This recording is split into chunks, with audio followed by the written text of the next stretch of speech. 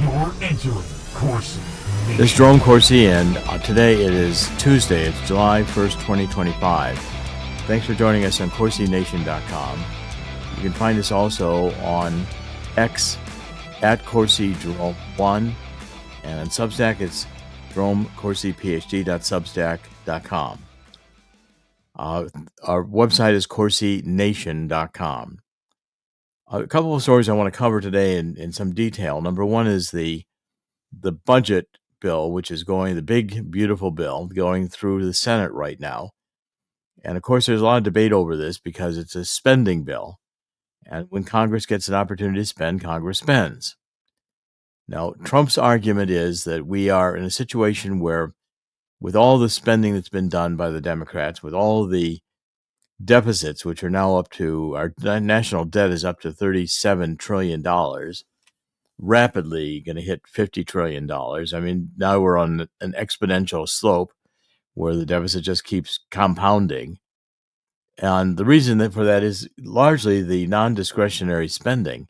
In other words, we have so much money in Medicare, Medicaid, Social Security, all these other programs that have to be spent because there's commitments out there. And I've been warning about this for 20 years, 25 years, saying that the contingent liabilities on the federal budget made us really technically bankrupt years ago, maybe close to almost 50 years ago.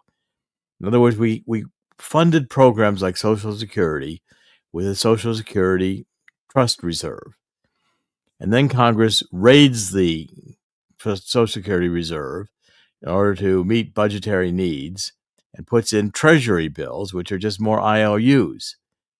When the treasury bills come due, we have to issue new treasury bills to cover their retirement. And also the interest has to be paid, so we're issuing new treasury bills to pay the interest. Now, why we're ever paying interest on the money we're printing has to do with central banks, and then central banks control this cartel of really artificial money today because none of it is backed by gold virtually around the world. And so therefore it's all fiat. It's all just made up. It's like cryptocurrency, especially when the governments have a downgrade by Moody's. We've had two downgrades. Moody's just recently downgraded the United States. In other words, saying we're not as reliable to pay our national debt. Now, it doesn't mean we can't pay our national debt. We can always print more treasury bonds and try to sell them. But the problem is, as our dollar depreciates, as our economic situation becomes more precarious because of this debt, we are printing treasury bonds that are harder to sell, so they take up to 5% interest to sell, which means, again, we're getting a large interest payment. And when the Federal Reserve will not lower interest rates, because Powell wants to restrain inflation now, he says. Of course, Powell was happy to induce inflation under Biden, and Trump has a hard time firing Powell because of the nature of the Federal Reserve appointment. The Federal Reserve has created itself since Woodrow Wilson as this autonomous control over our money, and it was never in the Constitution. It should never have been done. If we're going to just have fiat money, John Kennedy was right. We should just print it as treasury notes and not pay anybody interest for it. So at any rate, we've got this big debate going on in Congress, and Donald Trump is saying the only way right now that we can solve this problem is to induce growth. And if we don't continue spending, we're going to have a massive financial collapse. Now, I'm going to play some things from Elon Musk and discuss the fight between Trump and Musk that continues to develop. First, I want to prelude this whole discussion by saying, please get my book, The Coming Global Crash Will Cause an Historic Gold Rush. And Chris will put that up. You can get it from Swiss America. And the number for that is 1-800-519-6268. 1-800-519-6268. And call Swiss America because you've got a major opportunity here to talk about getting a self-directed IRA or self-directed 401k, any type of your retirement accounts in which you can buy gold and silver as an asset. And with gold and silver continuing to trade, today gold is at $3,351 and silver's at $36.41. So the financial markets are aware of the precarious condition of fiat currency. And gold and silver, I'm saying to you today that you're going to see gold at $4,000 an ounce. You're going to see silver at $40 an ounce. If you buy it now and hold it, you'll have a gain in otherwise deteriorating dollar situations. And don't count on the stock market, because the stock market is going to get very rocky as we get into the fall with higher oil prices. Right now, gasoline is at its lowest in 4 years, thanks to Donald Trump. The Biden administration, going back to Clinton, the damage done to our economy, the damage done to our country from the open borders, the toleration of illegal activity, the pedophilia among the elites, which is massive, the child sex trades, the corruption of the CIA in lying to the American people about almost everything, and then running our drug trade and running our child pedophilia trade, where the government is the biggest drug dealer in the world, and the U.S. government is the biggest child sex trade dealer in the world. And, we demonstrate that. We're going to do more on that in Act Blue. That's coming. That's going to be a major, major topic over the next few months. But what I want to do is focus right now on this feud between Trump and Musk, because it's of historic importance. In a sense, Trump benefited by bringing Musk in, because Musk was able to demonstrate the massive fraud and waste in the federal government. And we're getting rid of agencies like USAID. We're getting ready to get rid of the education department. We're getting ready to have Trump having massive layoffs and massive closing of departments. This all happened in the next part of this year. But first, we got to get past this budget deal. And Trump trusted Musk. Musk has never been reliably MAGA. Musk is very, very Silicon Valley. And I've never trusted Musk fully, because, again, this whole satanic nature of Silicon Valley is such that anybody out there who succeeds massively, that's what Craig Lund is telling us in his book on Silicon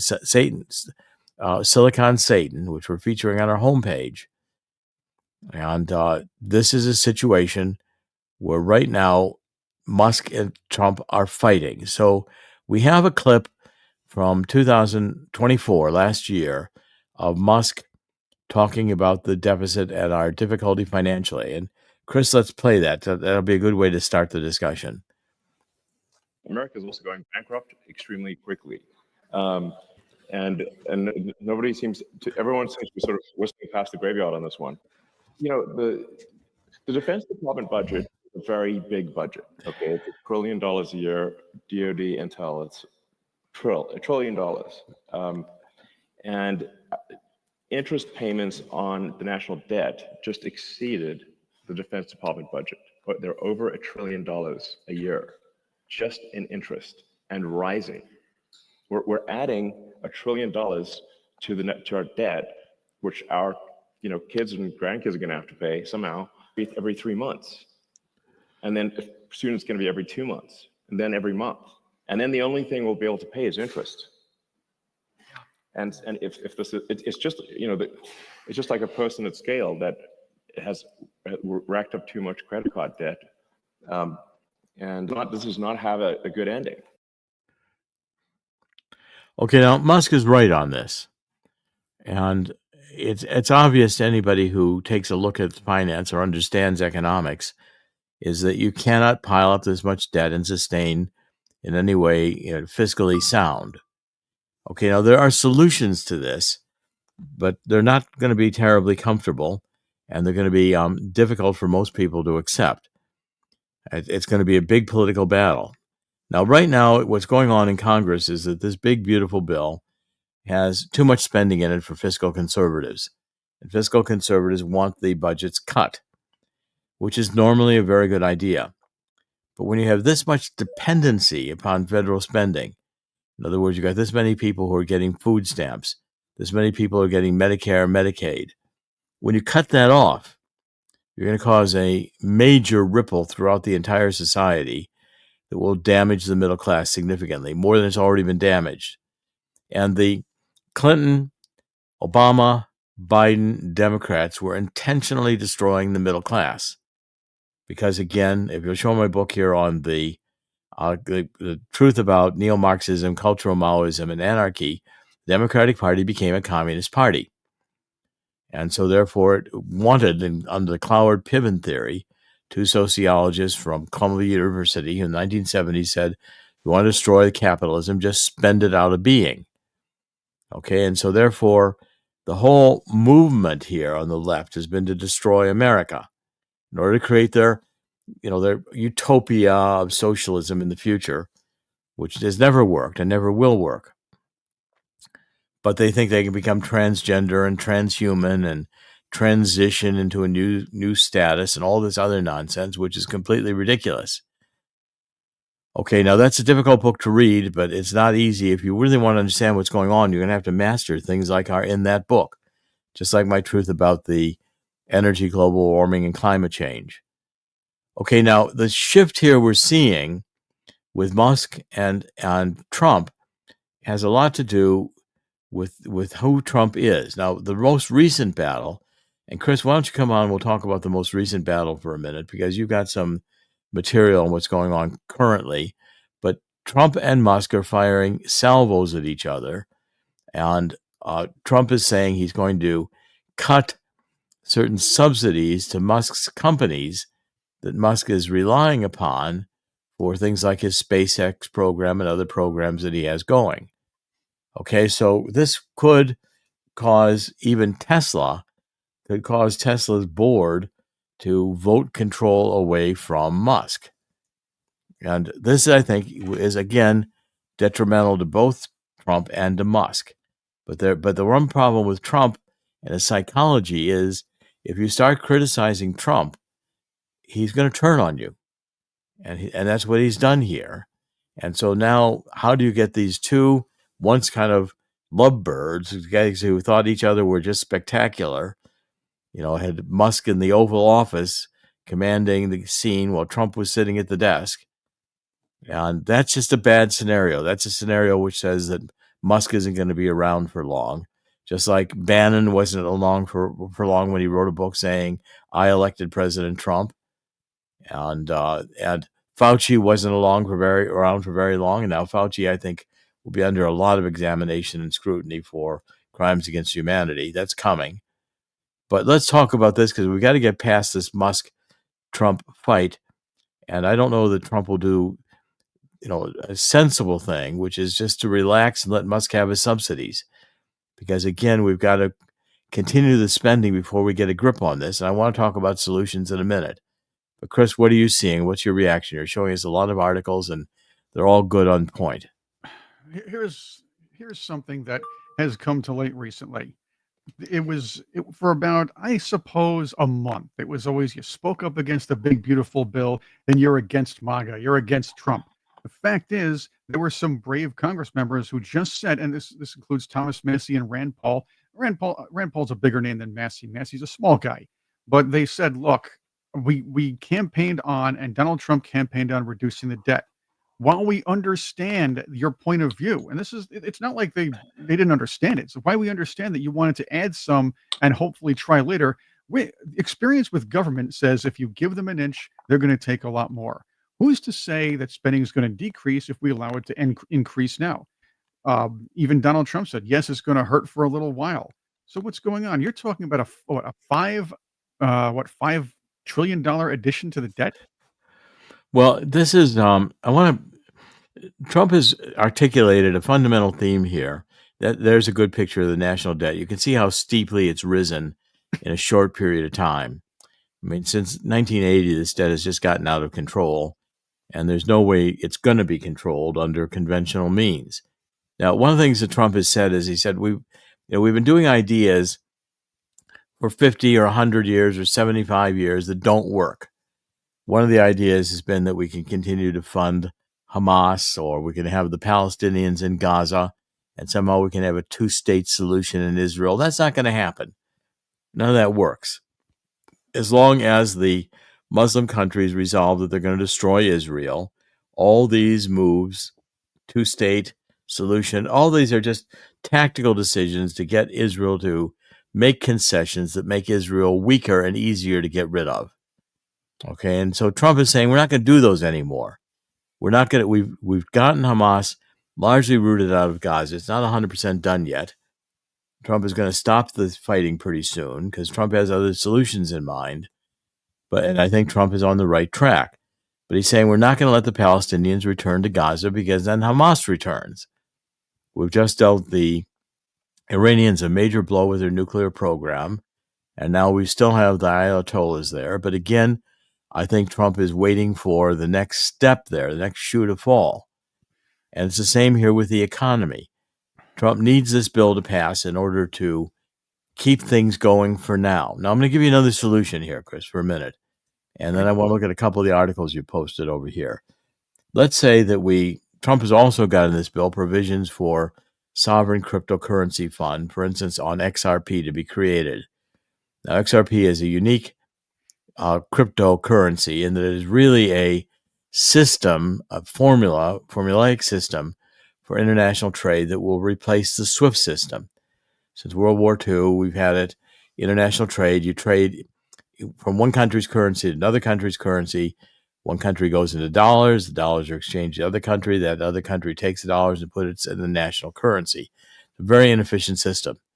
It takes time to transfer money that way, and there's arbitrage in that the value of the currency shift while the transit of the money is going on. So you may gain or you may lose depending upon how the value of the currency you're going into changes while the transaction is in progress.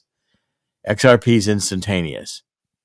Now, let's say we take XRP, which today is trading at around $2, and we say to the people in these, part of the budget that has to be dealt with is the non-discretionary spending, Medicare, Social Security, etc.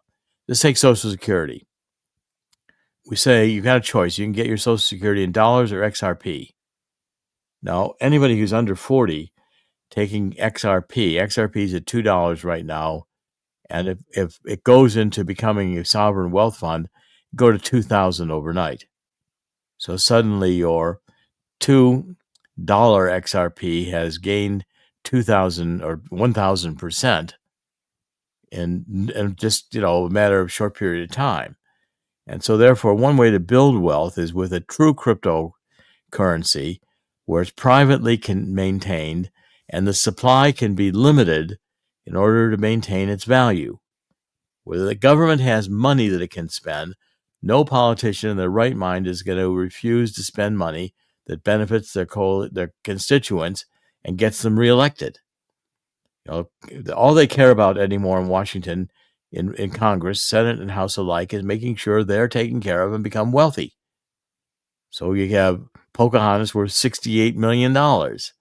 You have congressmen and women who come in here with no money at all and leave millionaires, multimillionaires, able to trade on inside information on stocks and all kinds of other benefits. So therefore, we've created massive corruption in every stage that only favors spending. Now, cryptocurrency solutions and sovereign wealth funds change the game. It's not doing the same over again. You might even do Medicare, Medicaid payments on XRP. In other words, if it's on XRP, you take it off of the dollars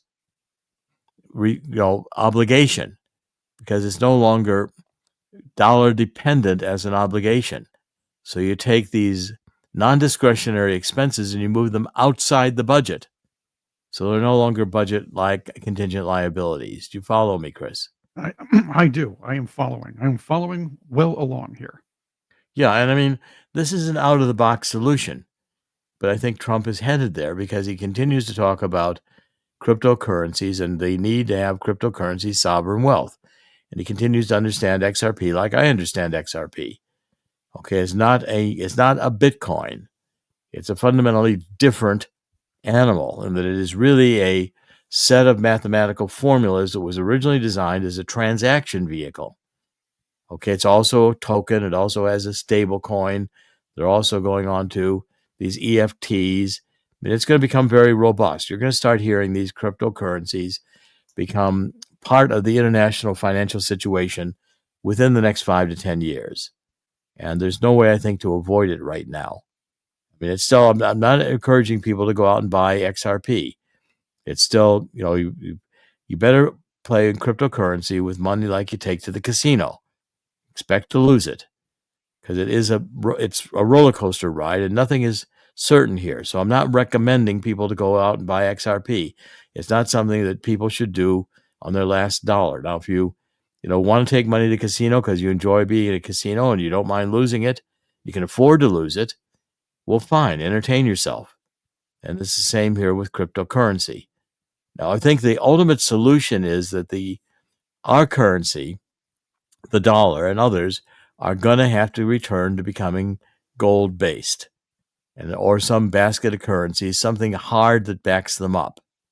Otherwise, there's no limit on what can be spent.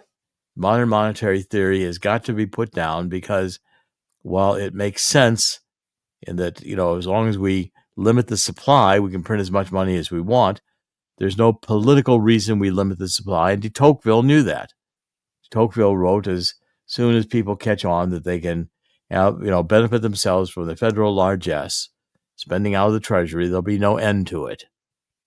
Okay, so now, Chris, these are thoughts that I think are fundamentally different. And I want to go back for a couple of these articles and look at a couple of these articles before we wrap up the discussion. But what's your reaction to the idea we use these cryptocurrencies as solutions? It's a double-edged sword. As long as it's as secure as possible, we have. I understand that we do have master hackers that can screw things up. On the one hand, that's fine. But you were saying that XRP also has kind of a solid base coinage system too, I suppose. So that's something to consider as well. Again, I'm not going to be telling anybody to invest somewhere or anything else like that. But XRP does sound promising. Well, I understand, and I know I've talked to a lot of financial advisors in the past who have had mixed reactions, or they have different opinions on other cryptocurrencies. This one seems interesting, especially if, let's say, the U.S. and other nations start using it. Well, it's got potential that is fundamentally different, and that's, I think, really what's interesting and exciting about it. Now, I want to go to the Zero Hedge article that you found here, and let's post that up so we can talk about it for a minute. Musk is upset that he lost the electric vehicle mandate. What's happened is, since Trump took over, all this global warming and all that climate change nonsense has been exposed as completely a farce and a joke, junk science. And so therefore EVs, nobody wants the EVs. I mean, they're kind of an interesting vehicle. They accelerate fast and they have different dynamics. They feel different. They ride in them. I've now, with Uber, ridden in a lot of electric vehicles. But the problem with them is that they are not efficient. You have to charge them. The lithium batteries can catch fire. If they run out of juice, you can't even open the doors. You get trapped inside one of these vehicles. When they start burning, they're hard to put the fires out. Electric vehicles are they're a novelty. They're not the way with hydrocarbon fuels that's going to be the standard. And country after country is just going to drop this whole green agenda. It was always just a boondoggle to get money into the hands of people who supported Obama. And Cylinder went broke and nobody did anything about it. Nobody went to jail. And yet the people who got the government money in Cylinder made themselves wealthy. All right, so Tesla is now, with the shares sliding in the trading, with this clash between Musk and Trump coming into the public. Again, Musk, long before and Trump saying Elon Musk knew long before he so strongly endorsed me for president that I was strongly against the EV mandate. It's ridiculous, and it was always a part of my campaign. Electric cars are fine, but not everyone should be forced to own one. Elon may get more subsidy than any human being in history by far. Without subsidies, Elon probably would have to close up shop and head back home to South Africa. That's what Trump wrote in Truth Social. And it's true. But do you want to push him that way? In other words, Trump saying no more rocket launches, satellites, or electric car production in our country would save a fortune. Perhaps we should have Doge take a good hard look at this. Big money to be saved in cutting Elon Musk.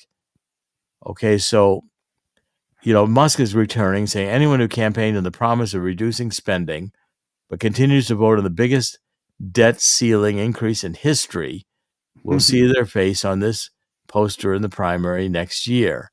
And, he's posting then on Twitter, at X now today, posters of liar, with Pinocchio, voted to increase America's debt by $5 trillion. Okay, now they both got a point. But my point is that it would probably do good for Trump to ease up on Musk and to allow him to have his subsidies, because, again, to force Musk into a difficult situation right now is again negative, in that it will help tank the economy. And if we want to push the economy into a deep recession, it's doable right now. And it's the works are here. This bill, I think, will pass. And it will pass with some parts of it that nobody's going to like. In other words, thanks to rhinos like Susan Collins in Maine and Murkowski in Alaska. These are two rhinos who don't belong anywhere in the mega agenda. And the GOP light is, GOP rhinos are just Democrat light. And they're all just socialist light. And they all basically hate America because they're on this agenda of destroying American financially. A country which destroys itself financially does not have long to go. And it's part of the ancient world. Part of the ancient world, Rome collapsed largely because it just overspent its ability to be financially sound. And once it lost the ability to be financially sound, which it gained by, raiding other countries and stealing all their wealth, it's a great formula while it lasted. But the problem is that, Trump has now got to sustain the situation, keep the party going for a while, in order to put in place some fundamental reforms, which are going to take new thinking and new structures which have never been tried before. And as far as I can see, since the dollar is backed by nothing and is crypto, it's the worst kind of crypto because Congress will just keep spending it. So they'll introduce private cryptos where a private company can restrain the supply, and you have a cryptocurrency which has a tendency to increase value as it's more used. Early adopters will get the biggest gains. And so therefore, those who took Social Security payments today in XRP will be handsomely rewarded in the future. And again, this moves us off of the central government being responsible for all these constantly mounting non-discretionary payments. Non-discretionary means the law says you have to make these payments, so what are you going to do? Chris? It goes beyond that as well. Think about this. I know that one of the big fights with the six senators has to do with Medicaid and the federal government's share of Medicaid. The one argument is the states should bear more of that because we have Medicare we're dealing with, and that's a very complicated issue. What's not necessarily complicated is this debt chart here. Take a look at this. Now, I know that debt's been out of control since 1980s. You'll notice the curve was flattened for the period when the Republicans took over Congress after 1996.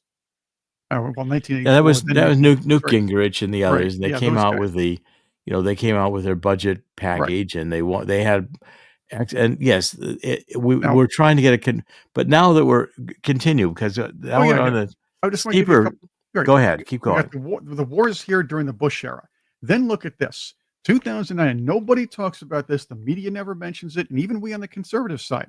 Obamacare was mandated, and the federal government now and the taxpayer has to take the burden of that, which includes probably things we shouldn't be spending money on. But that has to be in the budget every year. So the debt skyrockets. Yeah, Obamacare was fundamentally a massive Coward Piven scheme, Right. which took all of this health care and largely destroyed private health insurance. Add that to COVID spending. is over And then here. COVID spending, which is another steep curve up. Right. And if you look at that curve and you understand mathematics, you're approaching what they call an asymptotical curve. An asymptote approaches the axis infinitely fine, but at a steeper curve. It never quite gets there, but the approach is very, very steep. And it's illustrated in principles like, golf.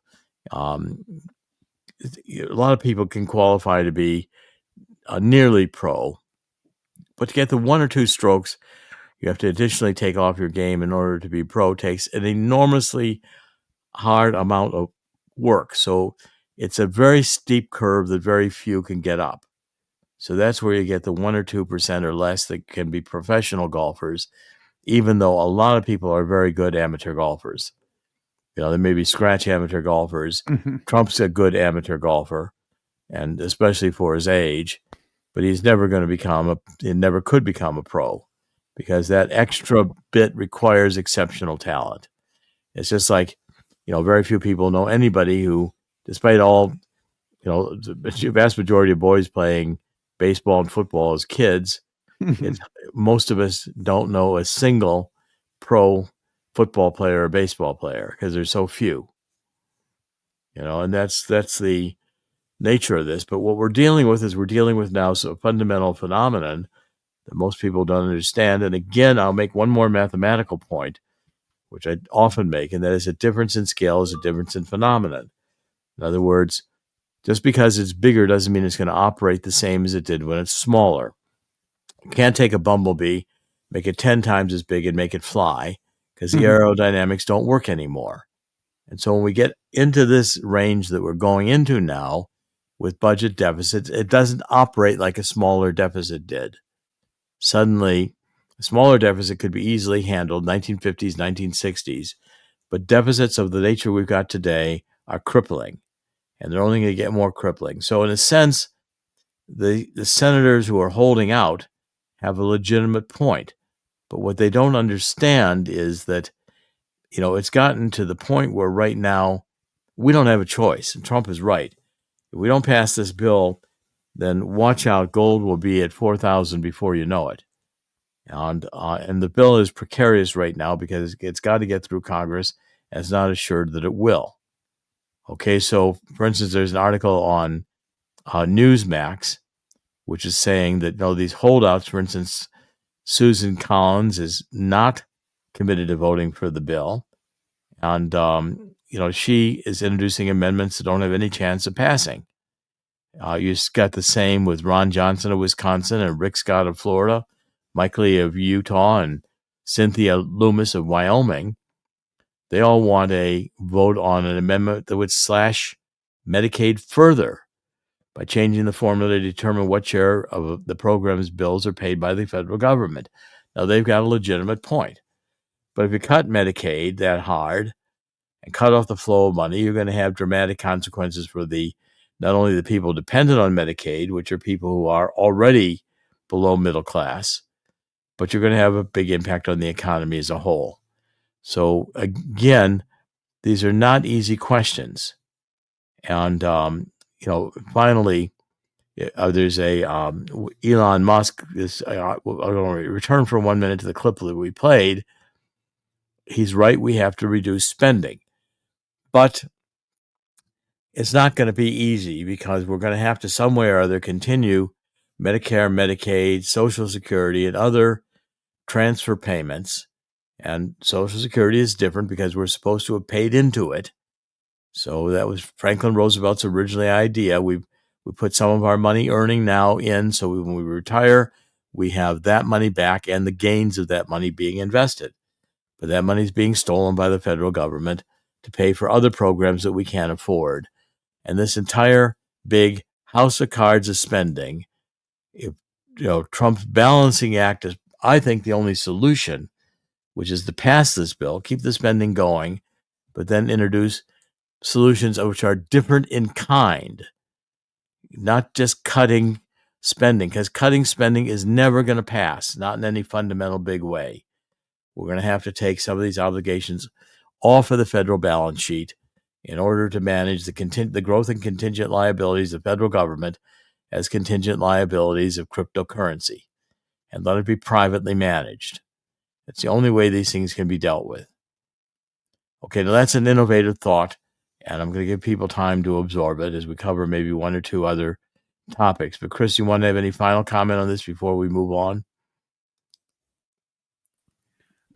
Looking at this, and as I said before, I do understand Senator Collins' point of view on this as well, like you were discussing as far as Medicaid's concerned. Medicaid is concerned. Sometimes I get the two confused, but they were trying to cut the share for rural hospitals apparently, and that's something that Republican senators have to keep an eye out for, because you see rural hospitals losing out. They're going to lose out, these senators. So I believe there's going to be a little more back and forth to this.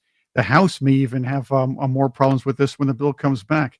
I pretty much I'm pretty sure the July 4th hopeful deadline is out of reach. I could be wrong, but this could take another month to fix, or at least to hash out here. And I do agree with both sides on this to an extent. On the one side, yes, you have to spend to take care of some things. On the other hand, why that much? And honestly, maybe you can find ways to cut a little bit more anyway while you're spending. Well, it's just not going to happen with cutting spending, and all the good arguments for cutting spending, it's just not going to happen. The Congress, there's too much money in Congress. Too many congressmen are getting on the take one way or the other. There's too much lobbying. There's too much money being passed around by China and by basically you had Ukraine with passing around a lot of money. I want to shift to those topics now. There's several things going on. Trump's going to get past this, and I think he's going to get his bill passed. Be a lot of arm twisting in the next few days and a lot of complaining, but I don't think people right now in Congress can resist Trump, because Trump is extremely powerful. I think Trump is actually maybe one of the most brilliant presidents we've had, and I'm just,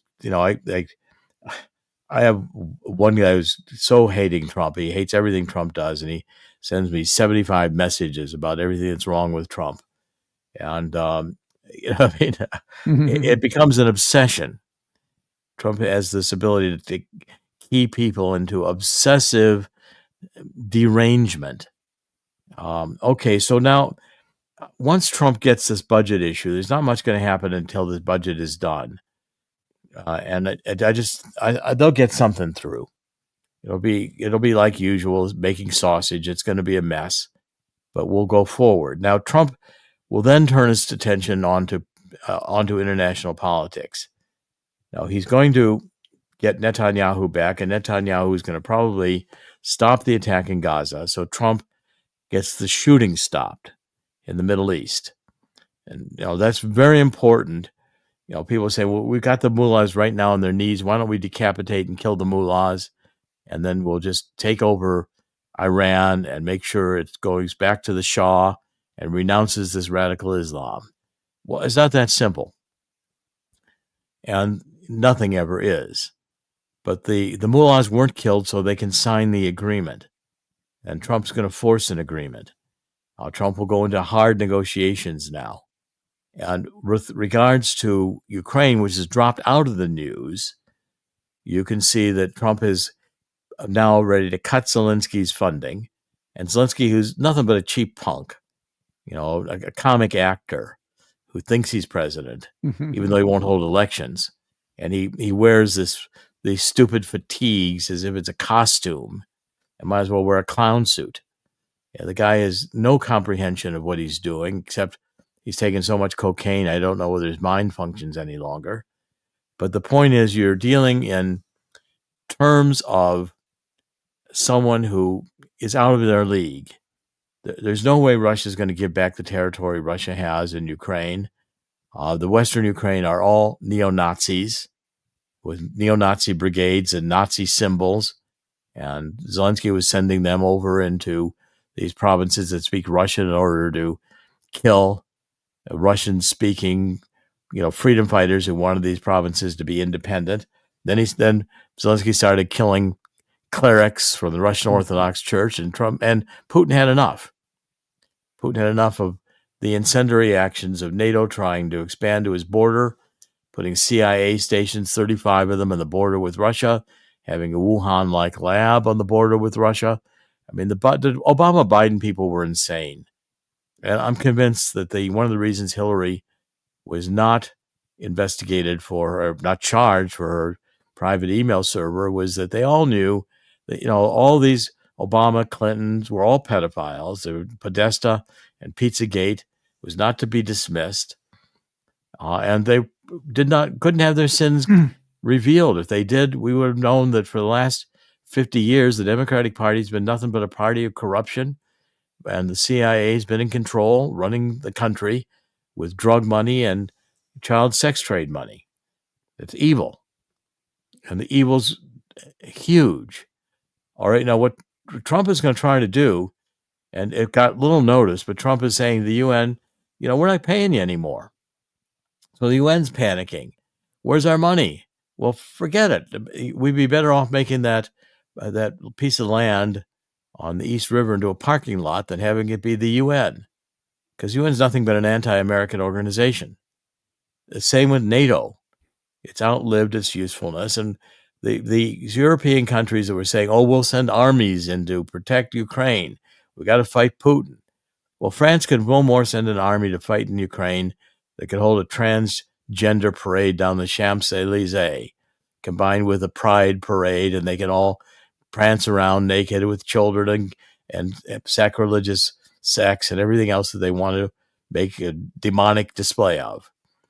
That's about as good as French army would be in Ukraine. And the same for Great Britain, which is now overrun by Muslims. And we have a Muslim socialist running for mayor in New York after the Democrats in New York rigged their primary so that this guy, Mamdani, whatever he is, would win. And now we've got Mamdani pouncing around saying, I'm going to have government grocery stores, and we're going to have this free, and we're going to have that free, and the subway's going to be free, and everything's going to be free until he takes over, and then he'll impose whatever totalitarian idea he's got really in his head.